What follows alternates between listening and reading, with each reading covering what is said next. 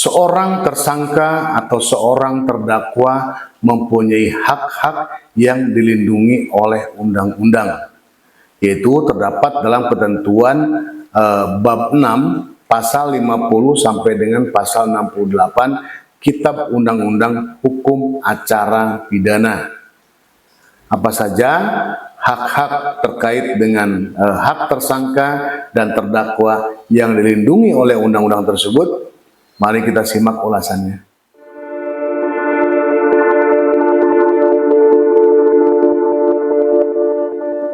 Hak tersangka atau terdakwa tadi sudah saya jelaskan ya, terdapat dalam ketentuan bab 6 pasal 50 sampai dengan pasal 68 Kitab Undang-Undang Hukum Acara Pidana.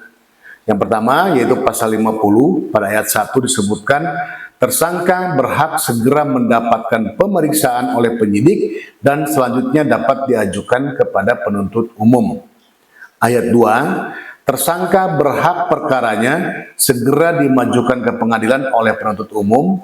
Dan ayat 3, terdakwa berhak segera diadili oleh pengadilan.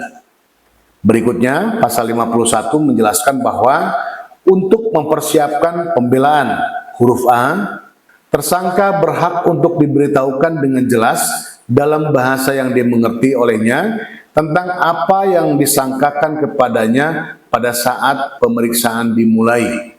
Huruf B, terdakwa berhak untuk diberitahukan dengan jelas dalam bahasa yang dimengerti olehnya tentang apa yang didakwakan kepadanya.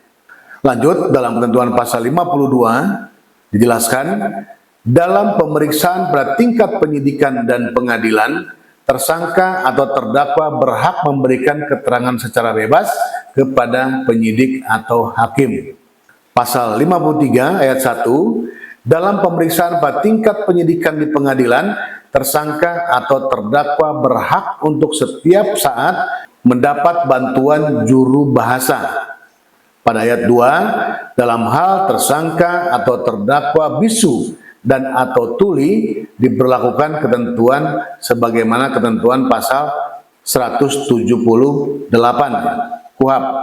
Pasal 178 KUHP itu terkait dengan apabila tersangka bisu dan atau tuli serta tidak dapat menulis, maka hakim ketua sidang dapat mengangkat seorang penterjemah ya yang pandai bergaul dengan terdakwa atau dengan saksi. Lalu apabila terdakwa tersebut bisu dan atau tuli tetapi ia dapat menulis, maka hakim ketua sidang dapat menyampaikan semua pertanyaan atau teguran kepadanya secara tertulis, dan kepada terdakwa atau saksi tersebut diperintahkan untuk menulis jawabannya, dan selanjutnya semua pertanyaan dan jawaban harus dibacakan.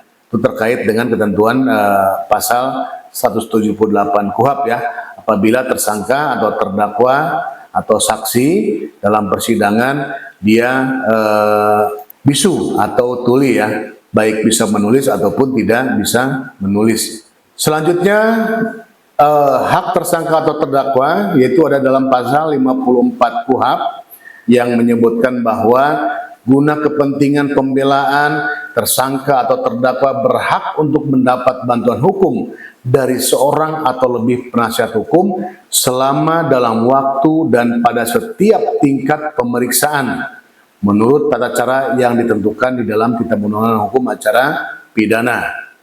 Kemudian pasal 55 menyatakan bahwa untuk mendapatkan penasihat hukum sebagaimana tadi ketentuan pasal 54, tersangka atau terdakwa berhak atau bebas memilih sendiri penasehat hukumnya sesuai dengan apa yang dia inginkan.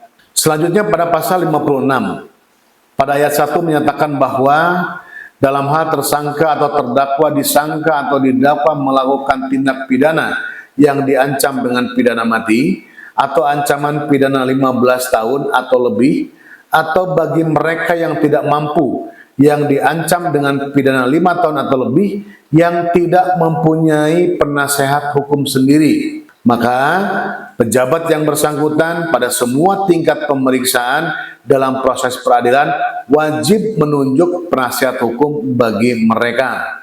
Jadi ancaman hukumannya 15 tahun atau lebih, atau 5 tahun atau lebih yang dinyatakan tidak mampu atau tidak punya penasehat hukum sendiri ya. Lalu pada ayat 2 disebutkan setiap penasihat hukum yang ditunjuk sebagaimana tadi pasal 56 ayat 1, mereka memberikan bantuannya dengan cara cuma-cuma ya. Yaitu biasanya penyidik banyak meminta bantuan dari rekan-rekan pos bakum ya, pos bantuan hukum yang ada di kantor pengadilan negeri setempat. Kemudian hak tersangka atau terdakwa berikutnya ada di pasal 57 ya KUHP. Pada ayat 1 menyatakan bahwa tersangka atau terdakwa yang dikenakan penahanan berhak menghubungi penasihat hukumnya. Kemudian pada ayat 2, tersangka atau terdakwa yang berkebangsaan asing yang dikenakan penahanan, dia berhak menghubungi dan bicara dengan perwakilan negaranya dalam menghadapi proses perkaranya. Hak berikutnya di pasal 58, tersangka atau terdakwa yang dikenakan penahanan berhak menghubungi dan menerima kunjungan dokter pribadi untuk kepentingan kesehatan, baik yang ada hubungannya dengan proses perkara maupun tidak. Lanjut, pasal 59 menyebutkan tersangka atau terdakwa yang dikenakan penahanan berhak diberitahukan tentang penahanan atas dirinya oleh pejabat yang berwenang pada semua tingkat pemeriksaan dalam proses peradilan, kepada keluarganya atau orang lain yang serumah dengan tersangka atau terdakwa atau orang lain yang bantuannya dibutuhkan oleh tersangka atau terdakwa untuk mendapatkan bantuan hukum atau jaminan bagi penangguhannya. Kemudian pada pasal 60 disebutkan tersangka atau terdakwa berhak menghubungi dan menerima kunjungan dari pihak yang mempunyai hubungan kekeluargaan atau lainnya dengan tersangka atau terdakwa guna mendapatkan jaminan bagi penangguhan penahanan ataupun untuk usaha mendapatkan bantuan hukum. Lebih lanjut, pada pasal 61 disebutkan tersangka atau terdakwa berhak secara langsung atau dengan perantaraan penasihat hukumnya menghubungi dan menerima kunjungan sanak keluarganya dalam hal yang tidak ada hubungannya dengan perkara tersangka atau terdakwa untuk kepentingan pekerjaan atau untuk kepentingan kekeluargaan. Lalu pasal 62 ayat 1, tersangka atau terdakwa berhak mengirim surat kepada penasihat hukumnya dan menerima surat dari penasihat hukumnya dan sanak keluarganya setiap kali yang diperlukan oleh dia. Untuk keperluan itu, bagi tersangka atau terdakwa disediakan alat tulis menulis.